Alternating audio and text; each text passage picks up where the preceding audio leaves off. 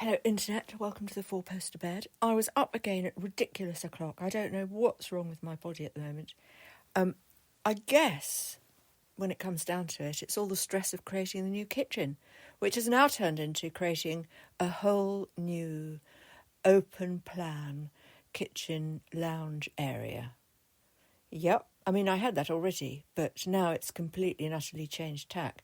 So I was going for this gothic futurist look, which I've still got elements of that, but because I'm incorporating now the rest of the room, which is basically the music studio, has been the music studio, there's now going to be more of a dance studio. I've still got a piano in it, but it's going to be where I'm filming all the dance TV, which was due to launch like this weekend and now can't because I'm decorating. And I've been lugging stuff, guys, absolutely, carrying. Twice I've had to walk back from shopping because I can't cycle with the amount of shopping I've bought.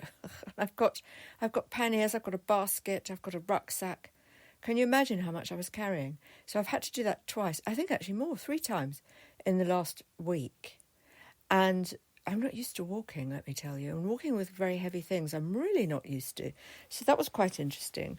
I've also managed to get myself a bit stressed and a bit of a tizzy. Basically over, do I paint the cupboards yellow or stick to black? I mean, these are the things that keep one up at night. Honestly, guys. So what I've done is I'm going to do them yellow, the top cupboards. I just love this yellow with this black. I mean, it really is such an exciting mix. And also, funnily enough, the black is a satin finish and the yellow is a uber shine. It's the most fantastic colour. It really is lovely. I just hope I don't run out of it. So I'm going to do that in a minute and get it done. Can you believe it's only 5:30? I've already been up for so long. I've just done a couple of articles for my Twitter, if you want to pop over there, about writer's block and finding inspiration. Because I sat down today and I thought, right, I need to bang out a poem or finish a chapter of immersion. And I thought, I just I can't face it today. Now, I've been writing all week. And I think there comes a time when you need to move away from it. And that is one of the tips, actually, in the writer's block one. If there's nothing there, move away, change your routine a bit, because you can become a slave to it. Now, when I'm doing other things, I quite often get inspired to write. So, for example, when I'm cycling along, as long as I haven't got to do anything specific, like go and buy paint or rollers or a clock, all these other things that I had to do this week, my mind finds an empty space and goes into a sort of creative black hole. But it starts to I find corners in black holes, I really do. And I think, well, that's a good idea, isn't it? Well, that would sound really good. I'm missing my music terribly because I've been working so hard with this decorating and, all the TV stuff. It's no mean feat setting up a TV empire, let me tell you. I mean, suddenly I've gone from, just bang a few YouTube videos out to being really classy and wanting to create something really chic. I mean, that's a complete, turnaround. I want to be very professional now, So I've imposed all this stuff upon myself, and of course it's very, very stressful. So for the first time since I saw my physio, who told me all my pain was in my head, I was in agony yesterday, and I can feel it a bit today. And guys, it's just stress. That's what it is. Tensing those muscles and giving yourself terrible, terrible pain. Coupled with the fact that the teeth bleaching is taking so long, and I've got a massive ulcer on my tongue, and oh goodness! And then I would turn the TV on to watch Sky News and the BBC News, and we've got supposedly some proxy war with Iran, or the Americans have, and you're just thinking that's all sounding really dodgy out there, isn't it? Though, I mean, petrifying, really, petrifying. The things that could occur. And now you sort of start seeing, oh, well, that's why the Americans were so supportive of the Israelis, because it's a strategic position. And suddenly it all makes, sense, all makes absolute sense. Why they weren't why the government wasn't complaining too much about the Gazans. So And now we've got the Houthis and just so much. And then China. They were talking today about China and Taiwan, who are going to the elections today. I mean, just awful, absolutely awful. And, if you're an empath, I do consider myself to be an empath, you take it on.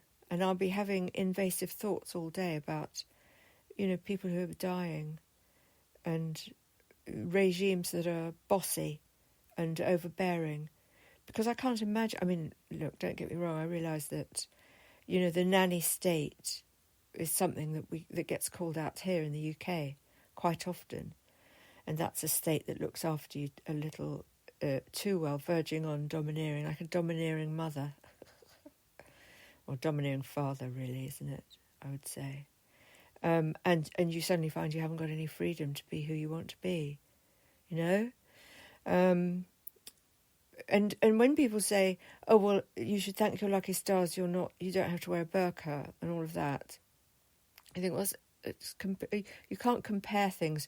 You can't compare two bad situations to make the one situation sound fabulous. You can't do that.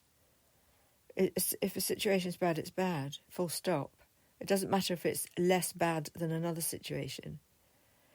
I really don't agree with that argument. It's stupid. It means that nobody will progress. We strive for perfection. I think it's important to do that. Obviously, I'm painting this week, so I'm striving for perfection in terms of paint strokes and rollers. But, if you strive for perfection and you get a little bit behind it, you can then say, wow, that's really good, actually. There's just a couple of things that I didn't quite get right. But if you don't even strive for perfection, you'll produce something that's just rubbish. I'm really keen to do some art as well, some new art. So I've been doing this one, also very, very stressful piece of artwork I've been doing, which has involved thousands and thousands of dots and lines and, blocks of colour. What I've done is I've done an 8,000 by 8,000 pixel painting with my digital pen, and I enlarge it. Working on the screen isn't good for my eyes, but I enlarge it and I do lots of details and then shrink it down, and you can't see the details when it's the size of an iPad.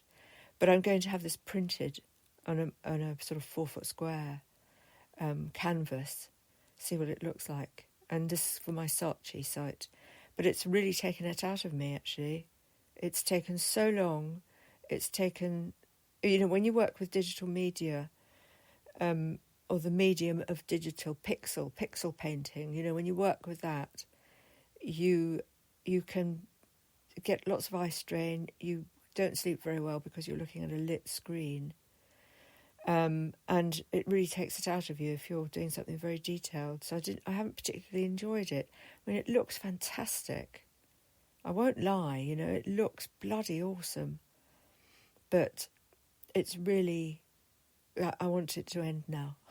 I want it to end soon. It's too much now.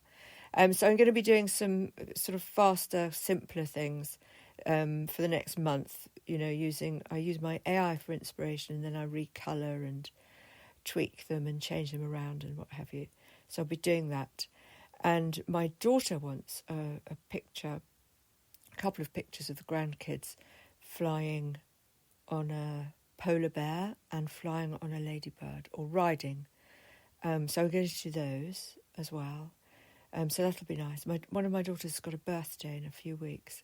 And I've bought her, actually, this is such a nice present. She's 8 or 9. I can't remember how old she is. Or maybe she's 7. God. I mean, I never ask what age they are. I just buy all the gifts. I think she's 8 now, so perhaps she'll be 9. And she's going to Rodine soon. I mean, it's bloody incredible that it was only the other day she was a little baby. Wow, amazing. Anyway, she's really into art, and she just loves art. And every time I go around, we have to do art for hours. So I've bought her a set of fabric pens and a bunch of stencils. And I'm going to buy her a bunch of T-shirts and maybe some blank tote bags if I can find them.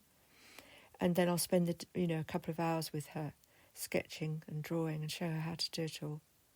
and then she can make some of her own clothes, which I just think is such a nice thing, using these stencils. And you can use these pens on paper as well. They're quite, they've got two ends, I believe. So one's fat and one's thin. So that's pretty good as well. So yeah, really excited about gifting those a bit, and going there for the day and having a bit of an art workshop, which is what I always do when I see the grandkids now. They just associate me with drawing and sitting down, and I don't have to run around charging around playing with them anymore. I'm just art woman, which is it's so nice to be that. So nice to be. It's very relaxing. Although I do get quite tired if there's three of them all wanting, to borrow my equipment. I'm like, what are you doing with my pens? Because they're quite rough with them, especially the little ones, very rough. You're thinking, my nib's you're playing havoc with my nib, dear. They really do. They're squishing them really hard or something. So, no, I don't mind. I wouldn't begrudge that at all. So yeah, bit of a decorating day, but I would like to get it done by tonight, because I've got the rollers now, you see. So I'd quite like that. Apart from the artwork, I'm not going to get the artwork up because I'm waiting for special hangers. But I'd really like to get that out the way, and then I can do some cello. Just chill tonight, do some cello with my electric cello, some headphones. I'm bored of films. I've watched enough films and TV. I'm bored of the news. I don't want to hear the news anymore. It's a pain in the arse. It really is. How do you fill your life with beauty when there's so much ugliness in the world? And television's got a lot to answer for. I've been drawn into real crime. I've become a real crime addict. And I suppose it's because I like to, at the end of the programme, I like the perpetrators to be caught and punished. And that, that retribution makes me feel that there's some goodness in the world. But I do think you have to be a bit depressed to start watching that stuff. So I'm feeling that maybe I need to give it up. I've got another addiction, I've replaced all my old vices with new ones, that's exactly what humans do. We're so addictable. Or is that the word? Or no, it's not addictive, is it? We're so able to be addicted to something. It seems to be human nature. Whether it's burgers or, hurting people or, watching the terrible, awful hideousness on the news, I do think the first thing I do is turn the news on, and then I regret it immediately. But you want to know, don't you? You want to know, well, who are we at war with today? Which faction are we chucking bombs at today? I mean, I'm not saying we shouldn't be sticking up for ourselves, but it's that thing, isn't it? When we saw it with Israel, it was like, how dare they? And now I'm a sailor's daughter, so Royal Navy, and then the HMS Diamond was attacked. I don't think they hit it, but I think they tried to bomb it. They tried to put a missile on it. I believe that's what happened. And you just think, wow, I mean, if my dad had been on that, how would I'd feel very different, wouldn't I? So, anyway, that's enough for now. I might do some later. I might do a broadcast. I'm going to get this on my Twitter, do a bit of Twitter, and then I'm giving up the internet for the day while I go and paint cupboards yellow and get some of that sunshine into me. And I might have some vitamin D as well, tablets, just for good measure. It's very dark in there. Very, very dark, that room, in the winter. It's such a shame. So I'm going to open the curtains, try and get as much light in as possible. Guys, try and have a nice day. And really, look for something. Maybe don't put the telly on. Maybe write some music. Listen to some of my music podcasts. That's a good idea, isn't it? And go and look at my site if you've got writer's block. iServalan.com and telltaleclub.com. And I'm on Twitter as well, of course. And have a great day.